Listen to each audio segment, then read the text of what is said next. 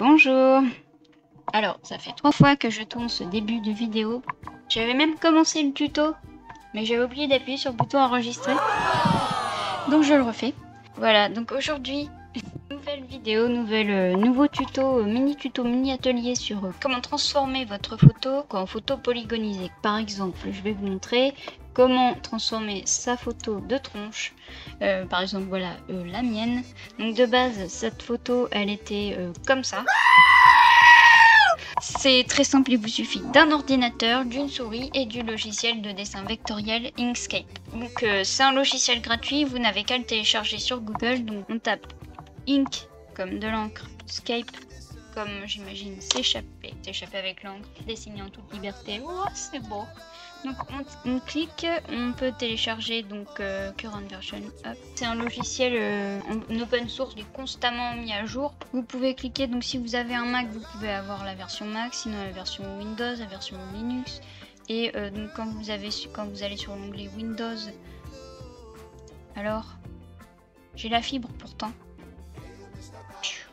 Donc vous avez la version 32 ou 64 bits, donc vous téléchargez la version qui vous correspond. Une fois que vous avez téléchargé Inkscape, le logiciel, donc vous l'ouvrez et on se retrouve avec le logiciel ouvert. Donc là vous avez téléchargé le logiciel Inkscape. On va pas refaire une photo de ma tronche, hein, c'était juste pour voir comment la difficulté avant de vous faire une petite vidéo là-dessus. Mais aujourd'hui, on va polygoniser Lara Croft, donc Tomb Raider, si vous connaissez le jeu. Donc bon, là c'est le 4, mais voilà. Donc on va pas faire la Lara Croft du jeu, on va faire la Lara Croft du film, justement pour faire une petite boucle. On va polygoniser la vraie personne. Donc on va prendre, donc là j'avais, hop, on va repasser là-dessus. Soit celle-ci, mais j'ai hésité. On va plutôt polygoniser celle-ci. Hop, voilà. Donc on va l'ouvrir dans Inkscape. D'ailleurs là, il y a le chat qui fait du bruit. On va ouvrir Inkscape et je vous retrouve devant pour vous expliquer un petit peu comment ça fonctionne. Donc là, on a ouvert Inkscape. J'ai fait une modification, j'ai mis la version sombre du logiciel. Vous pouvez le faire aussi, vous pouvez regarder sur internet comment faire. Je ne sais plus comment j'ai fait. Mais en gros, voilà, c'est juste que c'est gris. Vous allez avoir une version, si vous venez de la télécharger, elle est toute blanche. Enfin, là, c'est la version normale. Donc ici, maintenant, ce qu'on va faire, c'est déjà ouvrir l'onglet calque. Ici. On va déjà importer, on va faire ouvrir, on va prendre Lara de face, donc finalement. On fait OK. Hop, ah oui, ça m'affiche. Oui, non, c'est parce que ça s'est ouvert de l'autre côté. Voilà. L'image, donc, alors pour se déplacer, ça va être très simple. Donc, la souris, là, j'ai l'outil sélection. Donc, l'outil sélection, c'est la petite flèche du haut. Pour zoomer dans l'image, on fait CTRL molette. Sling, sling, sling. Si on fait pas CTRL, ça fait que de monter et descendre, donc on zoomera jamais. Pour se déplacer maintenant, on peut faire aussi espace et on clique pas, hein, on fait juste espace et on bouge la souris. Hop, bon moi c'est un petit peu lent parce que comme il fait chaud, donc je contrôle molette pour dézoomer. Et les outils dont on va se servir aujourd'hui, donc déjà ce qu'on va faire c'est qu'on va sauvegarder. On va faire fichier enregistrer sous. Et là je vais faire Lara Poly. Papillo, Lara Poly. Voilà, donc Lara Polygone. Lara Poly, donc là c'est sauvegardé en SVG, c'est le format de Inkscape. Je vous montre après comment on va faire pour. Donc, et on va se servir de deux outils seulement. Enfin, quasiment deux outils. Trois outils pour se servir de la courbe de Bézier. Donc en gros, les courbes de Bézier, c'est ce qui permettra de faire les polygones. Donc là, par exemple, je vais faire un triangle. J'ai cliqué 3 fois et le dernier, alors pour que ce soit bien une forme fermée, on clique on passe voilà sur la souris jusqu'à ce que le point soit rouge et clac. Là, on voit pas bien, je vais juste voilà, par exemple, j'ai mis le contour en blanc pour que vous voyez bien la forme. Alors, l'outil courbe de Bézier, comme son nom l'indique, il y a courbe dedans. Donc ça peut faire des polygones, mais quand on fait là par exemple, j'ai cliqué un coup pour mettre un point et si je clique une deuxième fois et que je tire, voilà, la ligne, ça fait une courbe. Donc c'est un outil très important. Mais bon, ça, les courbes, on va pas s'en servir maintenant. On va se servir du logiciel de la façon la plus basique aujourd'hui. Donc c'est pour ça que je voulais vous faire ce petit tuto. C'est pour vous faire un petit peu la main sur le logiciel si vous êtes intéressé. Donc ici, la courbe de Bézier, le raccourci c'est B. Je vous le dis parce que ça va être plus simple de faire le raccourci. Donc on va commencer par faire un calque parce qu'on va pas travailler sur l'image. D'ailleurs on va faire clac. On va le verrouiller pour pas dessiner dessus. Donc le deuxième calque, on va mettre polygone. J'ai écrit, ouais c'est bon, je tape à côté à chaque fois. Donc polygone. Donc on prend toujours l'outil courbe de Bézier, donc B. Et on va commencer à faire des polygones. Donc là on va commencer par le haut de la tête, on va faire les cheveux. Donc là on va faire un truc comme ça. Donc alors, et là, on passe bien jusqu'à ce que ce soit rouge. Je vais zoomer un petit peu pour que vous voyez bien. Donc là, j'ai fait schlac, schlac, schlac, schlac. On arrive sur le rouge. Et là, on voit le polygone. Vous allez me dire, mais dis donc, Et ça fait pas du tout les couleurs. C'est tout blanc, c'est tout transparent. Qu'est-ce qu'on va faire avec ça? et bah du coup, vous allez faire quoi? Vous allez faire l'outil pipette. Clac. On appuie là. Ou alors, pour l'outil pipette, le raccourci, c'est D. Et là, vous voyez l'outil pipette, là, j'appuie rien. Je fais juste que de passer par-dessus. Et on va sélectionner, par exemple, cette zone-là, puisque c'est la zone la plus blanche parce qu'il y a de la lumière. Et on va cliquer, glisser. Vous voyez le cercle? En fait, c'est la limite. Et ce cercle-là va faire une moyenne des couleurs. Et là, j'ai juste cliqué. Hein, et là, je relâche. Schlac. Voilà, ça a fait la moyenne des couleurs et pouf, ça l'a étendu sur tout le polygone. Donc on va faire B, pouf, pour l'outil courbe de Bézier qui est ici, vous voyez ici. Donc on va prendre le point vous voyez le point là quand je zoome. Ici je passe juste par le dessus, j'ai rien cliqué. J'appuie sur ici, ça m'a relié sur l'autre polygone. Comme ça, il n'y aura pas de trou. Et on va refaire d'autres polygones, on va en refaire un comme ça. Hop. Le petit carré rouge, on rezoome un petit peu, D pour refaire le deuxième, voilà, et vous voyez la couleur elle a légèrement changé parce que ça a fait la moyenne de notre zone. Donc voilà, on dézoome. Alors si par exemple, là je vais refaire un autre polygone ici, on va en faire un comme ça. Hop.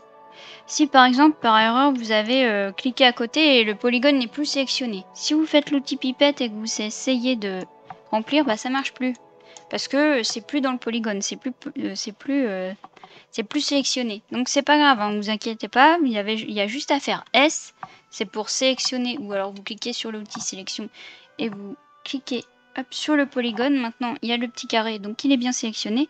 Vous refaites D ou vous cliquez sur l'outil pipette. On zoome un peu. Hop. Et là, ça marche. Voilà. Donc, et c'est parti. Donc là, je vais faire un petit peu toute la zone. Je vais mettre un petit peu de musique. Je vais vous laisser en accéléré. Je vous reprends au moment des yeux. Comme ça, on va refaire un petit peu. Les cheveux. Alors, hop, je remets de la musique et je vous mets en accéléré en grand.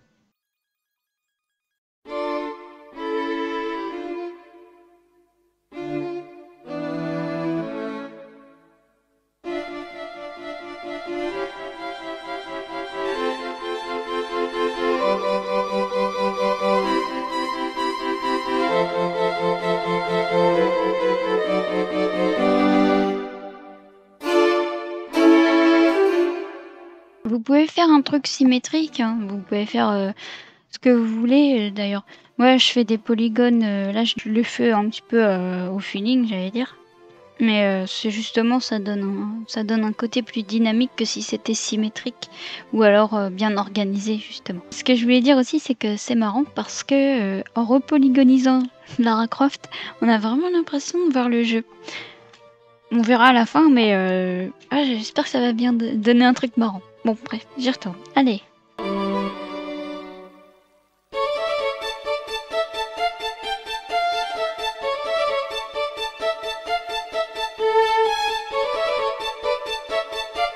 Alors je voulais vous montrer un truc aussi, si jamais la couleur que vous vous sélectionnez ne vous plaît pas ou alors que ça va pas avec le reste des polygones, je vous montre. Hop, par exemple ici j'avais pris cette zone là.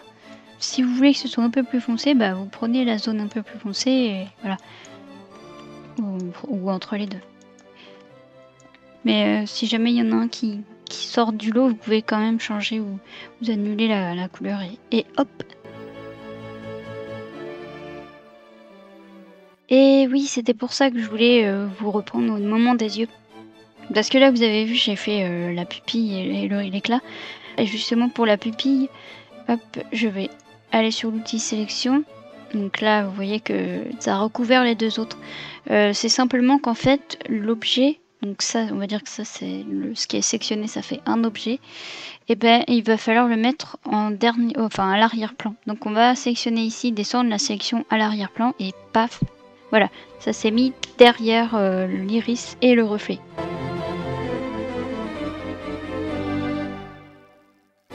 Alors, vous avez vu ce que je viens de faire? En fait, l'œil me plaisait pas parce qu'on aurait dit qu'elle louchait. Et en gros, là, j'ai pas pris l'outil sélectionné. J'ai pris l'outil en dessous, c'est l'éditeur de nœuds. Enfin, c'est le nœud. Les nœuds, c'est les points qu'on voit. Et en gros, c'est ce qui permet justement de pouvoir régler les tailles des trucs qu'on a. Donc, par exemple, ici, si je veux remodifier un peu plus mon œil, ben, je peux rajouter, je clique 2 fois pour ajouter un point. Donc, on peut modifier le polygone. Et puis, je peux modifier. Donc, par exemple, si ça me plaît pas, je peux le glisser et puis faire monter l'œil. Hop, c'est pareil, le blanc de l'œil finalement ça me plaît pas, je vais l'étirer et bon, c'est pas grave si ça passe devant parce que ce qu'on peut faire c'est reprendre l'outil sélectionné et le foutre derrière. Voilà. Ça, comme ça. On peut jouer comme ça avec les formes. Donc c'est ça qui est intéressant avec le dessin vectoriel. Donc si vous avez une forme qui vous plaît pas, ne vous inquiétez pas, vous pourrez la remodifier par la suite. Ouais. Allez, c'est reparti parce que eh ben on en est que là. Je vais vous mettre tout ça en accéléré.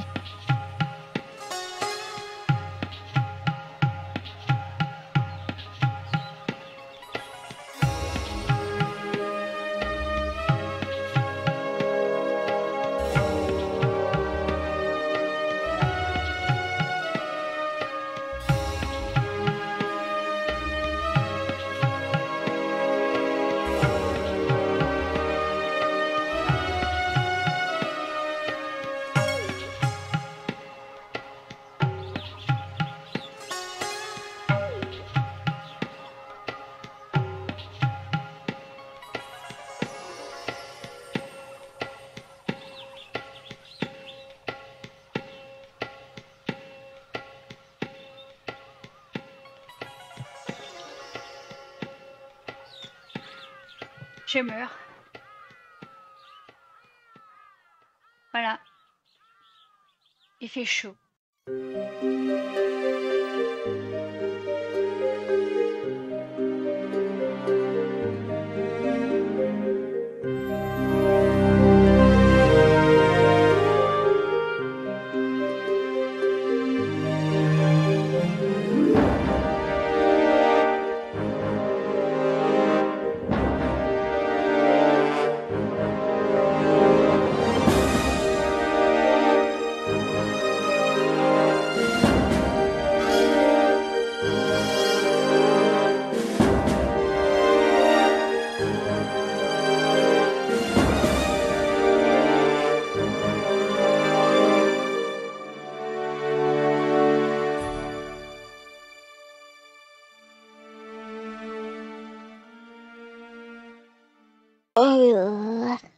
Ah bah c'était long.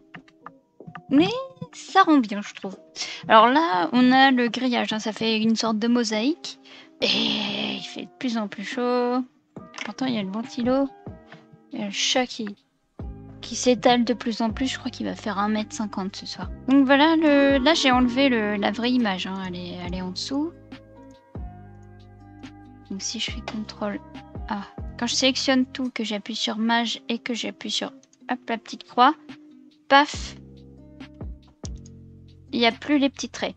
Donc voilà, avec et sans. Si j'enlève le fond, par contre, on voit qu'il y a quelques ratés. C'est pas des ratés, c'est simplement que comme il y avait un fond noir et que c'est un peu compliqué de voir tous les défauts, et ben on va rectifier tout ça. Donc on va prendre l'outil nœud, enfin l'outil sélection des nœuds, donc N, la lettre N pour les raccourcis. On va reprendre point par point.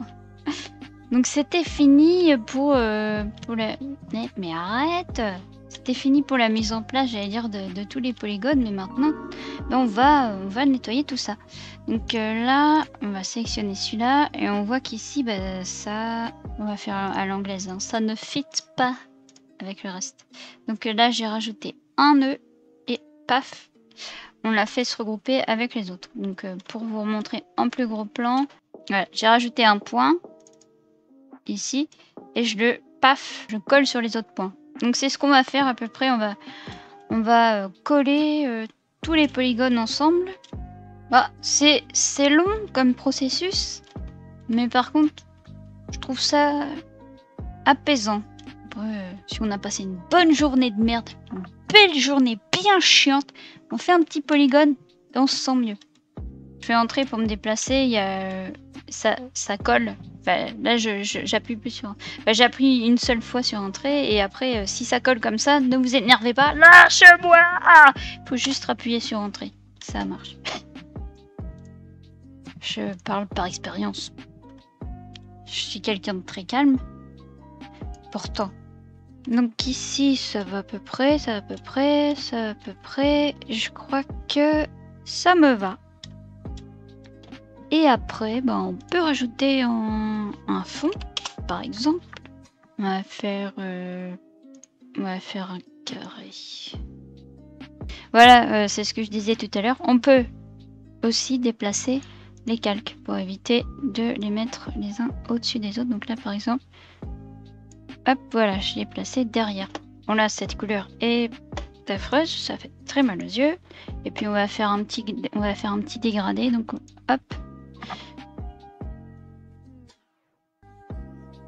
Alors, pour l'outil dégradé, donc voilà, j'ai sélectionné dégradé. Là, on est sur couleur de fond à plat, donc on va plutôt faire dégradé. Et on va pouvoir choisir les couleurs.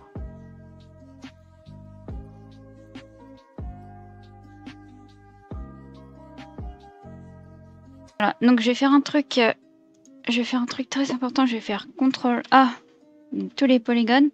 Et là, je vais faire CTRL G. Ou alors ici, grouper les objets. Parce que comme ça, je peux tout bouger d'un coup. Parce que si j'avais pas fait ça, j'aurais bougé un polygone par un polygone. Et elle aurait finalement ressemblé à un portrait de Picasso. Donc ça aurait été chiant. Je le remets au milieu. Et voilà. Donc on a notre image de Tomb Raider. De Lara Croft. Et voilà. Comment on passe déjà un dimanche après-midi. Et ensuite, comment on fait une image polygone très simplement. J'ai dû mettre 2 heures à peu près pour faire ça. Mais bon, là, c'était une grande image. Si on fait qu'un visage, on peut faire des plus gros polygones. On peut en faire des plus petits. Si on veut faire plus de détails pour les ongles, par exemple. Mais là, ouais, non, c'est juste chronophage. Mais c'est pour ça que c'est un truc à faire quand on... C'est un truc à faire quand on a envie de se détendre. Et puis qu'on veut faire un truc sympa. Voilà. Si vous voulez faire une photo Facebook, je sais rien. Ou la photo de votre chien, mais en polygone. Mais écoutez, j'espère que ce petit tuto vous a plu. J'espère que vous allez vouloir, si vous êtes intéressé par le dessin vectoriel, vous initier au logiciel grâce à ce petit